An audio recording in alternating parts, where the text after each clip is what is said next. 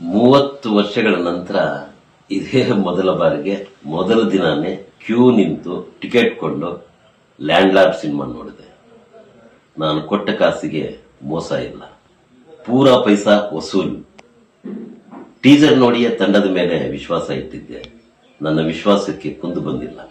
ಕನ್ನಡದಲ್ಲಿ content cinema ಯಾಕಿಲ್ಲ ಅಂತ ಒಂದು ಸಿನಿಮಾ ಬಂದಿರುವುದಕ್ಕೆ ತುಂಬಾ ಸಂತೋಷ ಆಗಿದೆ.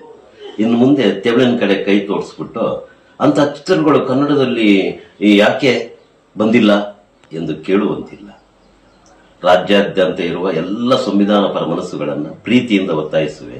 ಲ್ಯಾಂಡ್ ಲಾರ್ಡ್ ಸಿನಿಮಾ ನೋಡಿ, ನಿಮ್ಮ ಒಡನಾಡಿ ಬಳಗಕ್ಕೆ ಹೇಳಿ, ನೋಡಲು ಹೇಳಿ. ಯಾಕೆಂದರೆ ಲ್ಯಾಂಡ್ ಲಾರ್ಡ್ ಸಿನಿಮಾ ನೀವು ನೋಡಲೇಬೇಕಾದ ಸಿನಿಮಾ. ಇದು 80ರ ಆ ಕಾಲವನ್ನ ಈ ಕಾಲಕ್ಕೆ ತಂದು ಹಳ್ಳಿ ಹಳ್ಳಿಗೂ ಸಂವಿಧಾನ ಆಶಯ ತಲುಪಬೇಕಾದ್ದು ಅದೆಷ್ಟು ತುರ್ತು ಮತ್ತು ಆದ್ಯತೆ ಇದೆ ಎಂಬುದನ್ನು ಹೇಳ್ತದೆ ಈ ಸಿನಿಮಾ.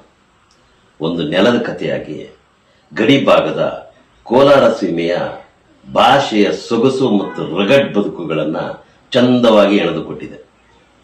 80ರ ಗ್ರಾಮ ಭಾರತವನ್ನ ಪುನಃ ಸೃಷ್ಟಿ ಮಾಡಿದೆ ಅಂತಲೇ ಹೇಳಬೇಕು. ದಿನ್ಯಾ ವಿಜಯ್ ಕೊಡಲಿ ರಾಚಯ್ಯನಾಗಿದ್ದು ಯಾಕೆ? ಅಂತ್ಯದಲ್ಲಿ ಅಕ್ಷರ ಕೈಗೆತ್ತಿಕೊಳ್ಳುವಂತೆ ಹೇಳುವುದು ಯಾಕೆ ಎಂಬುದು ಚರಿತ್ರೆಯ ಈ ಕಾಲಘಟ್ಟದಲ್ಲಿ ಅತ್ಯಂತ ಜರೂರಿಯಾಗಿ ಎದುರಿಸಬೇಕಾಗಿರುವಂತಹ ಪ್ರಶ್ನೆ. ಕೊಡಲಿ ಮತ್ತು ಬಾಬಾ ಸಾಹೇಬರು ಸದಾ ಎಚ್ಚರಿಸುತ್ತಲೇ ಇದ್ದುವಂತ ಆ ಕಾಳ ಸರ್ಪ ಇದೀಗ ಎಡೆಬಿಚ್ಚಿ ನಿಂತಿದೆ.